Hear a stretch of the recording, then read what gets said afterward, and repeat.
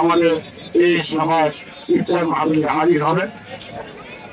আমি আজকে আমাদের ইউনিভার্সিটি আমাকে উজ্জীবিত করেছে। আমি একটা ছোট্ট মানুষ, আমার আহ্বানে আপনার সকল প্রান্ত থেকে এসছেন এবং যারা নেতা করবে এবং বিগত ইলেকশনে যারা কঠোর পরিশ্রম করেছে যাদের পরিশ্রমের ফসল আমাদের আজকে বাংলাদেশের আজকে ক্ষমতায় অধিষ্ঠিত হয়েছে শিবপুরে বিএনপি মনোনীত প্রার্থী জয়লাভ করেছে। এই জন্য আমি শিবপুর উপজেলা বিএনপি সভাপতি হিসাবে আপনাদের প্রতি আন্তরিক কৃতজ্ঞতা জানাচ্ছি।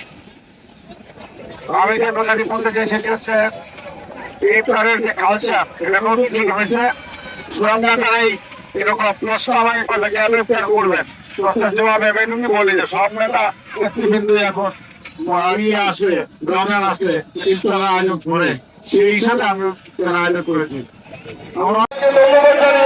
আমি আমার বক্তব্য শেষ করছি। আসসালামু আলাইকুম।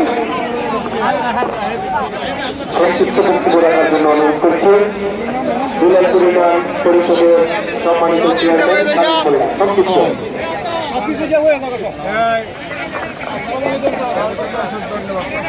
শিবপুর উপজেলা বিপ্লবী সভাপতি কালামিয়া সাহেব কর্তৃক আয়োজিত আজকের ইফতার মাহফিলে সম্মানিত অতিথিবৃন্দ উপস্থিত হয়েছেন। আসসালামু আলাইকুম।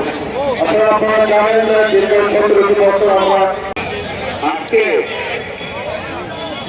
এমন একটি সময়ে এই ইফতারে অংশ নিচ্ছি যখন দীর্ঘদিন পর জনগণ আমাদের মাঝে উপস্থিত হয়েছেন শিবপুর উপজেলা বিএনপির সাধারণ সম্পাদক, নরসিংদী জেলা বিএনপির অন্যতম সহসভাপতি